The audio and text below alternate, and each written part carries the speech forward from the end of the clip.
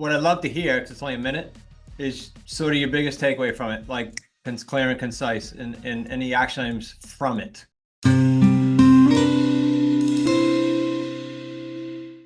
If you only have 24 hours in a day, your success is dependent upon how you use the 24. You gotta hear me. People talk about Oprah Winfrey, Ted Turner, Warren Buffett. Listen to me. I don't care how much money you make. You only get 24 hours in a day. And the difference between Oprah and the person that's broke is Oprah uses her 24 hours wisely. That's it. Listen to me. That's it. You get 24. I don't care if you broke, you grew up broke. I don't care if you grew up rich. I don't care if you're in college, you're not in college. You only get 24 hours. And I blew up literally. I went from being a high school dropout to selling 6,000 books in less than 6 months. What happened? My 24 hours. I was like, okay, Eric, you got to get a grip on your 24 hours because you're about to be broke for the rest of your life. And that's all I need you to do for me. I can tell you all about your life if you just write down your 24-hour schedule for me and you let me look at it. I can tell you where you're going to be in 5 years. I can tell you where you're going to be in 10 years. I can tell you where you're going to be in 20 years if you keep that schedule. Again, I thought quite appropriate for a lot of reasons. I'd like to hear, because we're not doing positive focus, what struck you there? And then I have some thoughts, but I don't want to bias it. Anyone? Urgency. Yeah. And for me, like the biggest takeaway is we all have the same time. How we spend it is different. And my action items are like, I have to contain my W-2 if I'm going to get to where I want to be. Yep. Who else? Every day counts. I could just parrot what Judy said. Steve? I feel like Yes. I feel like I'm wasting time at my W-2 course sometimes. That's what that made me think of. It's like, I got this many hours. Why am I spending 8 of them here? Nobody would disagree there. Jessica? That it doesn't happen overnight. It's the small little things that you do within your 24 hours that add up over time and create success. Yeah, what comes to mind there is, again, year-end stuff. So let's hit it quick. That is, some of these habits we do every day, just not going anywhere. So some of this is what we're going to stop doing, not pile more shit on, right? Ken? He implied that if you don't change your 24 hours, he can predict very easily where you're going to be in 5, 10, 20 years. So the importance of the content and the breakdown of the 24 hours and the consistency. Okay, so that begs, good point. That begs this one. Raise your hand, please.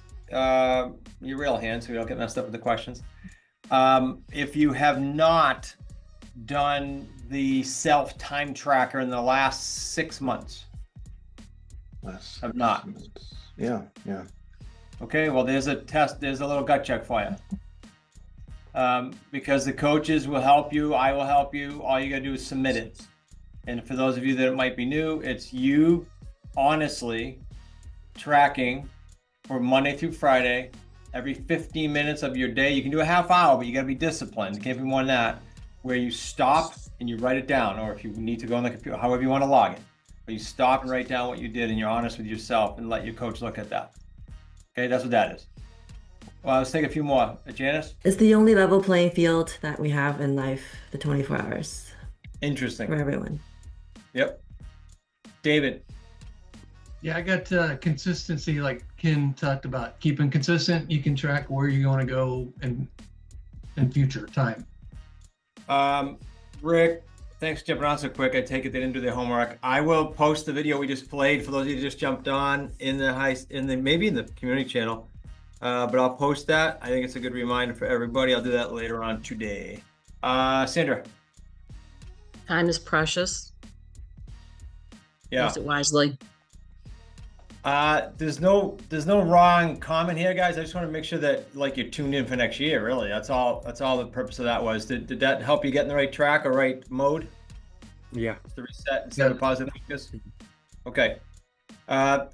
Science of Getting Rich. I posted in the High 6 channel. Whether you do the audio or the the audio I think is a whole like seminar overview, so you might want the audio. Hey, Can I just mention about that tracker that you had me do that? And Yep. that was probably one of the hardest things that I've had to do, because you have to stop and keep going, writing it down.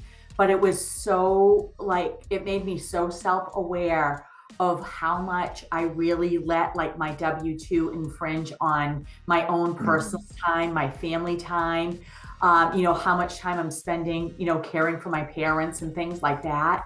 It was so challenging, but yet it really made me aware of what my struggles are. And, a lot of that impacts my ability to do my follow-up calls, which impacts my results negatively. And has. Are there any questions on that tracker, so I don't just leave it on the table and someone's newer going, what are you talking about? Is everybody good with that? If you have questions, yell. This is open forum. Is that in ARC? I haven't seen that yet. No, we didn't put anything formal. You can literally, I use a legal pad, and if I start at 7:30 for my coach Brett, I write on the pad 8:30, 9:30. I set up my day, and then I do it each morning like that. And I write it down. If you want to use, there's some online trackers. If you're big on that, you can find daily trackers there, or you can throw an Excel or Word. I don't care. It doesn't matter. As long as I can, or the coaches can read your writing. I don't care if it's handwritten either.